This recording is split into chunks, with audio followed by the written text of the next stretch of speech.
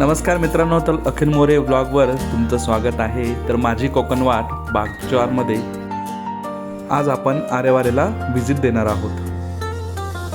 Good morning मित्रांनो. तर आता मस्त नाश्ता चालू आहे आमचा आणि सकाळ सकाळचा मस्त आता हा उपमा. इथे मला दाखवलं परत मी इथे फॉरेनर.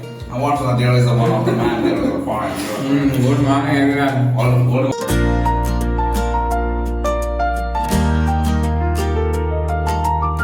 गुड मॉर्निंग मित्रांनो. तर आज मस्त आम्ही आज एक्सप्लोर करणार आहोत आरेवारे.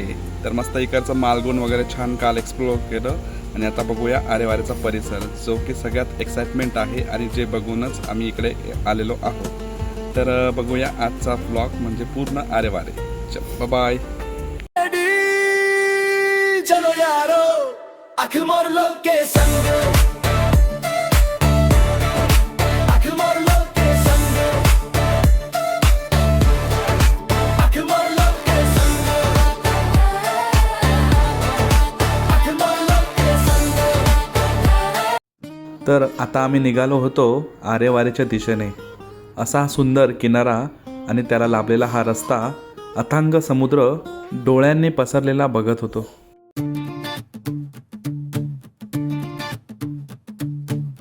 चलो निकल पड़े आज हम,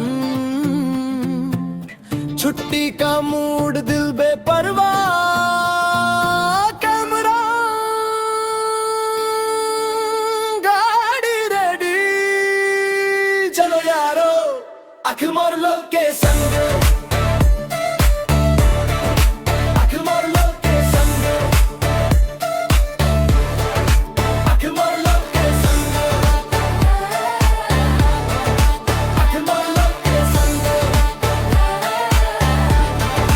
अखिल मोर लोग के संग. पुणे पीछे छूट गया, तामिनी घाट ने दिल छू लिया, हर मोड़ पे हंसी ठहाके दोस्ती का सफर शुरू हुआ. कैमरा गाड़ी रेडी. चलो यारो अखिल मोर लोग के संग, अखिल मोर लोग के संग, अखिल मोर लोग के संग, अखिल मोर लोग के संग, अखिल मोर लोग के संग. चाय की टपरी थंडी हवा, गाने तेज घना तर अंधेरा. मित्रांनो, आता आपण आलो आहे एका अशा ठिकाणी कोकणामधील जिथं समुद्रावरनं आपल्याला झिपलाईन करता येते आणि ते म्हणजे आरे हे ठिकाण.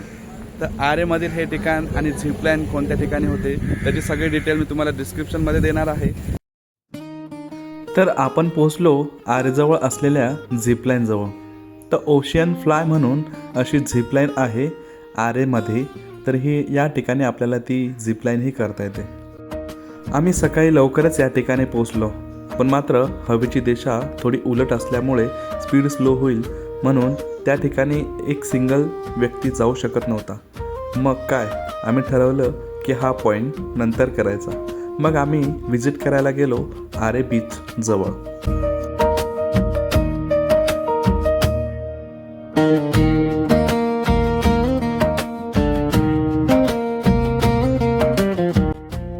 तर अशा उंच झाडांमधून पायी जाण्याची एक वाट होती आणि ती वाट थेट आपल्या समुद्रास मिळणार होती. तर असा छान प्रवास या वाटेवरती सुरू झाला.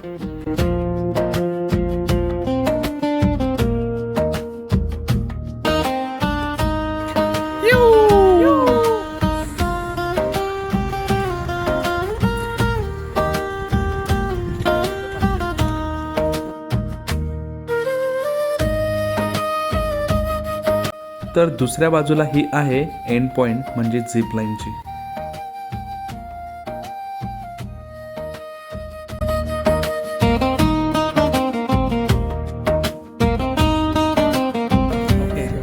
Rajkot. Okay Tarkarli beach. Okay Tarkarli. तो अभी आपकी ट्रिप कहाँ से आई है? संभाजी नगर से। अभी कहाँ जाने वाले हैं? सर अभी लास्ट पॉइंट है सर हमारा। लास्ट है क्या? अच्छा अच्छा। दिन की ट्रिप थी आपकी? हमारी 4-5 दिन की ट्रिप। 4-5 दिन की ट्रिप है सर। अच्छा, और ये लास्ट दिन है, आज शाम को निकलने वाले हैं? यस। ओके, और आप आए कैसे, मतलब महाराष्ट्र बस है और नहीं अपनी स्कूल की बस? प्रायव्हेट आहे का आपकी स्कूल बस? प्रायव्हेट। अच्छा अच्छा। तर आता आपण एकता पब्लिक स्कूल सोबत जे म्हणजे मित्र परिवार आलेले त्यांचे, तर त्यांच्यासोबत आता आपण गप्पा मारल्या।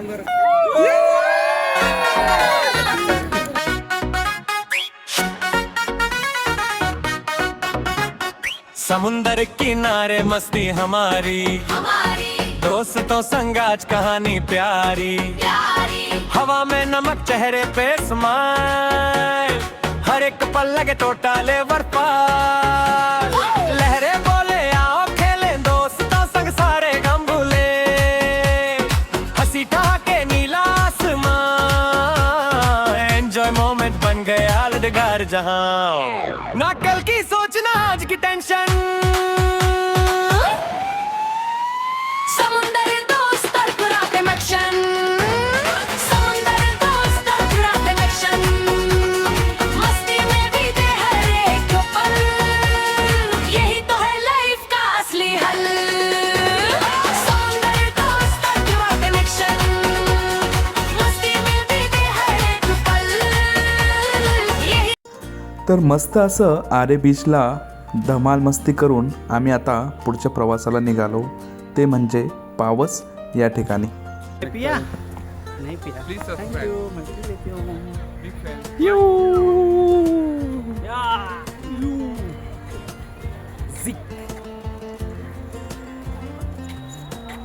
तर मित्रांनो, आपण पोचलो पावस या ठिकाणी। तर परमहंस स्वामी स्वरूपानंद यांची या ठिकाणी समाधी आहे। कोकणातल्या निसर्गरम्य परिसरात पावस येथे राहून परमपूज्य श्री स्वामीजींनी फार मोठे आध्यात्मिक राष्ट्रीय कार्य केले। स्वामींच्या दर्शनासाठी आस लागून अनेक भक्त पावस येथे येऊ लागले। 1967 मध्ये सेवा मंडळ संस्था स्थापन झाली, तरी स्वामी भक्तांच्या राहण्या जेवणाची उत्तम व्यवस्था 1969 पर्यंत देसाई बंधू करत होते। मग मस्त दर्शन वगैरे झाल्यानंतर या ठिकाणी गरमागरम खिचडी आणि चटणी प्रसाद म्हणून त्यांनी दिली।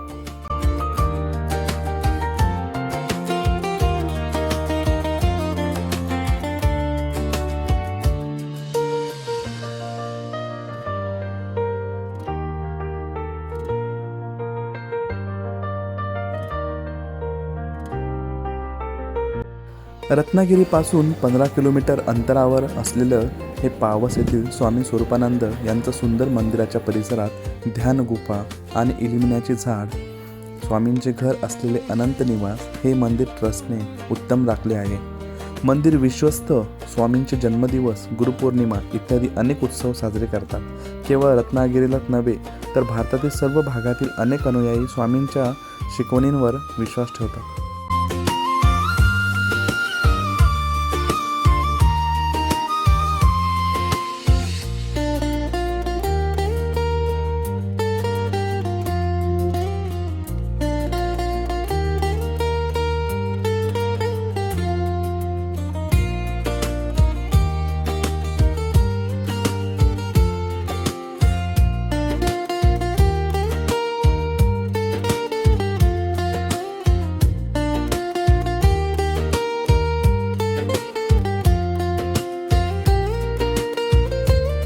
तर स्वामी स्वरूपानंद यांची या ठिकाणी समाधी होती आणि त्यांचं जे घर होतं आपण तेही बघितलं।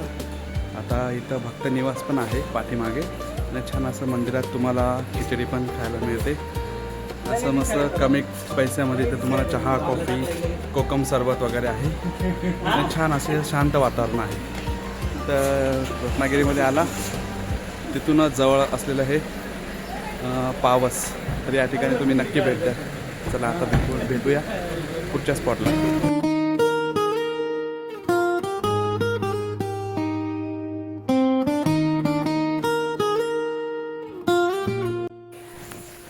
गावखाडी बीच हा रत्नागिरी जिल्ह्यातील एक लपलेला खजिना आहे। इथे ना मोठी गर्दी ना गोंधळ, फक्त समुद्राचा आवाज आणि मनाला शांत करणारी हवा।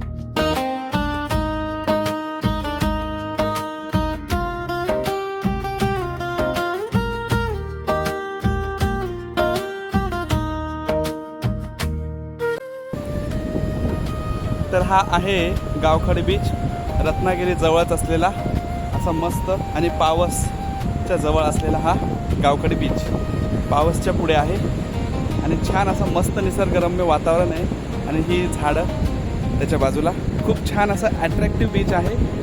पण इथं थोडासा खोल समुद्र असल्यामुळे इथं आपण खेळू नाही शकत, थोडंसं रिस्की आहे. त्यामुळे फक्त नजारा बघण्यासाठी इथं तुम्ही व्हिजिट करू शकता आणि खूप छान असं मस्त आहे.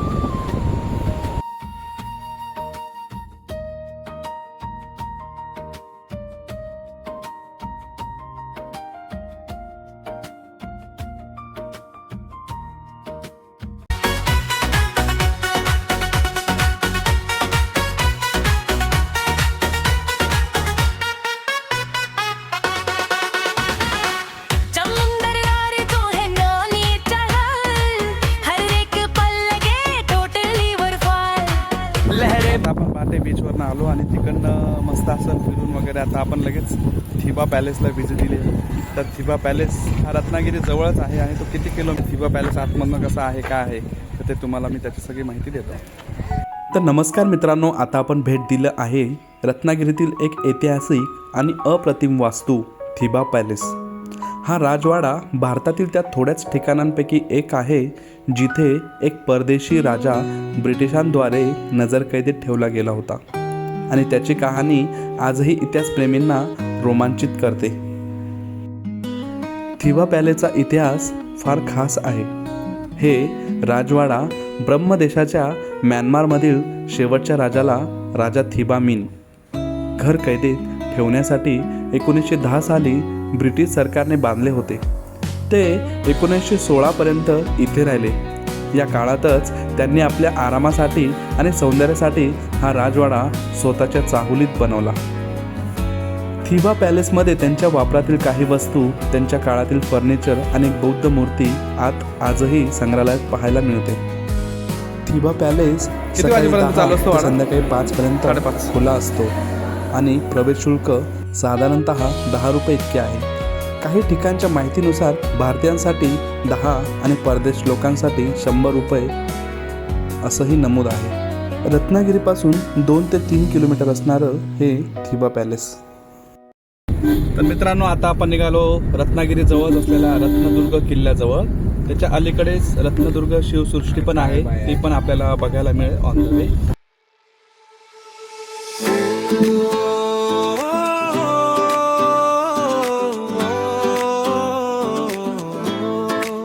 I kill my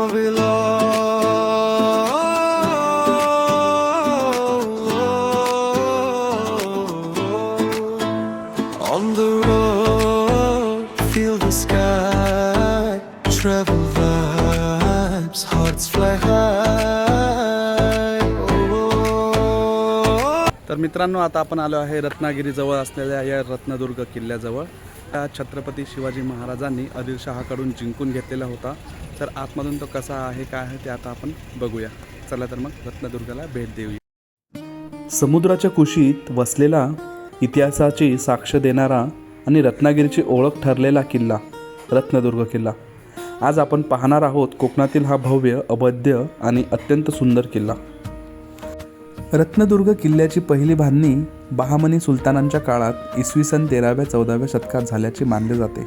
नंतर हा किल्ला आदिलशहाच्या ताब्यात गेला. इसवी सन 1670च्या सुमारास छत्रपती शिवाजी महाराजांनी हा किल्ला स्वराज्यात सामील केला. महाराजांच्या काळात रत्नदुर्ग किल्ला हा कोकण किनारपट्टीवरील नजर ठेवणारा एक महत्त्वाचा सागरी किल्ला होता. हा किल्ला तिघही बाजूंनी समुद्राने वेढलेला आहे आणि फक्त एकाच बाजूने त्याला जमिनीकडनं प्रवेश आहे.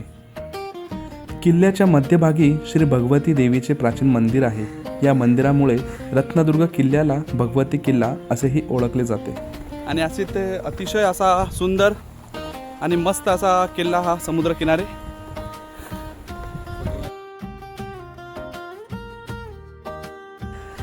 छत्रपती शिवाजी महाराजांनंतर काही काळ हा किल्ला पेशव्यांच्या ताब्यात, त्यानंतर ब्रिटिशांच्या ताब्यात गेला.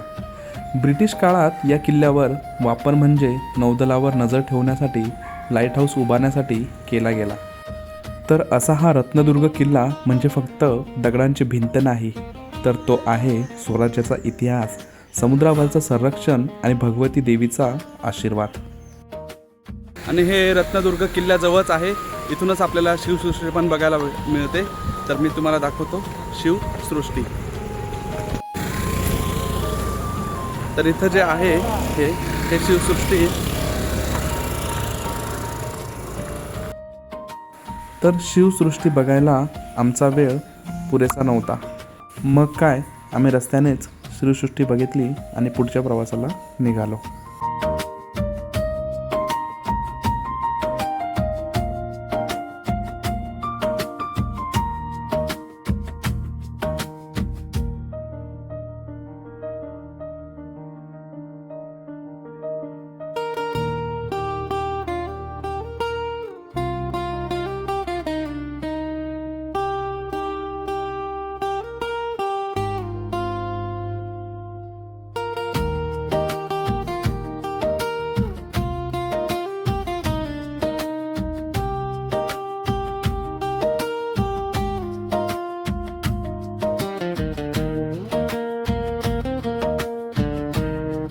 तर मित्रांनो, आता आम्ही भेट द्यायला आलो ते म्हणजे भारतातील पहिली समुद्रावरील झिपलाईन या ठिकाणी. तर आरे या ठिकाणी ओशियन झिपलाईन म्हणून एक पॉईंट आहे. तर मित्रांनो, आता आपण आलो आहोत आरेवारेच्या बीचजवळ आणि इथं सगळ्यात फेमस म्हणजे झिपलाईन आहे. ती झिपलाईनचा हा स्पॉट.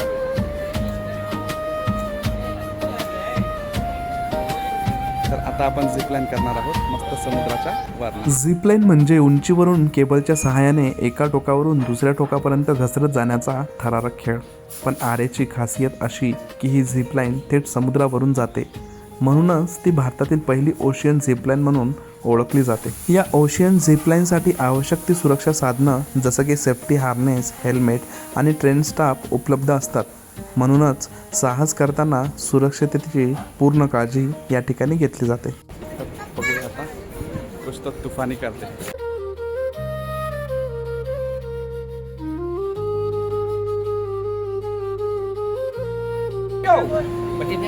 Single participant.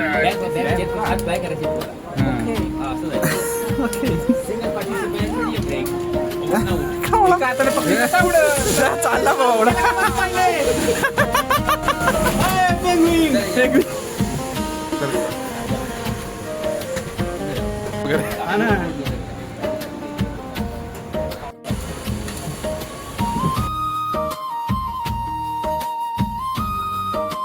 मित्रांनो, आता फायनली आपण समुद्रावरती उडणार आहोत. So ready zipline in Aareware. तिकडं मीडियम. आता इथं मस्त तयारी सुरू आहे. बसून टाकू का? बसू नका.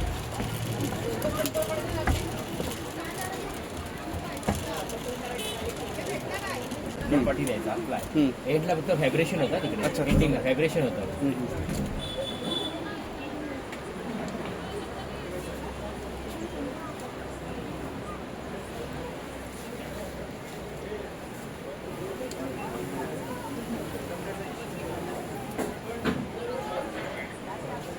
सिंगल पार्टिसिपेंट है ब्रेक ओवर ना हो. तो अभी समुंदर में मस्त उड़ रहे हैं. वाव, एक नंबर.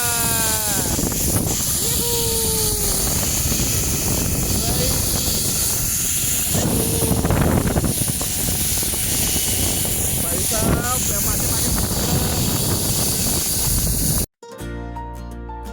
हिम्मत हो तो रास्ते खुद बनते हैं. आज रास्ता समुंदर ने दिया है. समुंदर ने पूछा कहाँ जा रहे हो. मैंने हंस के कहा खुद की तलाश में.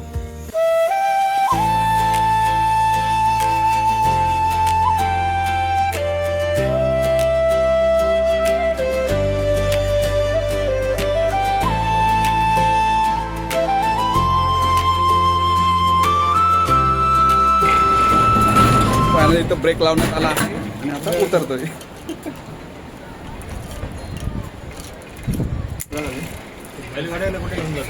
तर असं 600 रुपये तिकीट त्याच्यामध्ये याची आपली झिपलाईन आरेवारीची तुम्ही पण नक्की एन्जॉय करू शकता मित्रांनो. झाली पण मस्त राईड झाली आणि आता थँक्यू गाईज. खाली उतरतोय. मजा आली पण छान वाटतं असं समुद्रात उडायला आणि असा पूर्ण भरलेला होता समुद्र. इव्हिनिंगच्या टाईमला मस्त झालं. सो तुम्ही नक्कीच झिपलाईन ट्राय करा. तर अशी एंड पॉईंटला आपल्याला गाडी घ्यायला येते. निघालो आपण आपल्या स्टार्टिंग पॉईंटला झिपलाईनचे.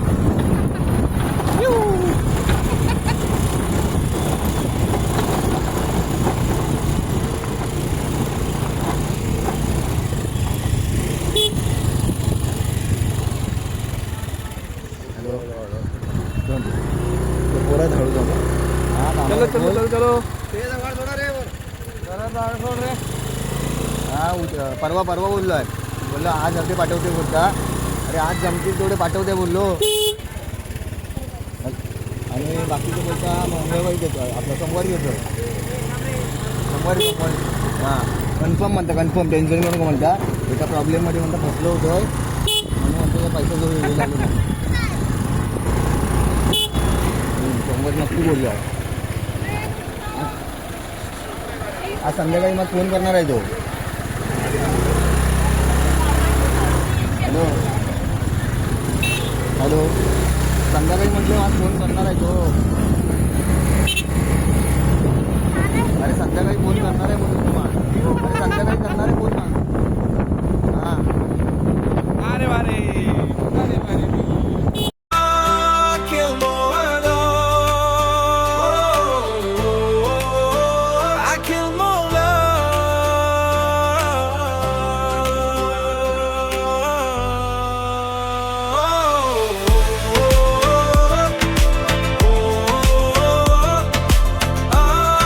आपली फायनली झिपलाईन झालेली आहे आणि खूप असं छान एक्सपिरियन्स होता समुद्रावरती उडण्याचा. तर तुम्ही हा नक्की ट्राय करा.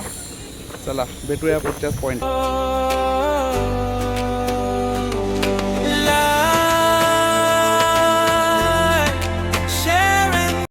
तर मित्रांनो संध्याकाळ झाली, सूर्य मावळला. मग आम्ही जेवण वगैरे करून आमच्या रूमवर गेलो. तर नक्की सांगा मित्रांनो हा माझी कोकण वाट भाग 4 कसा तुम्हाला वाटला. कमेंटमध्ये नक्की तुम्ही सांगा. भाग 5 आता लवकरच येईल.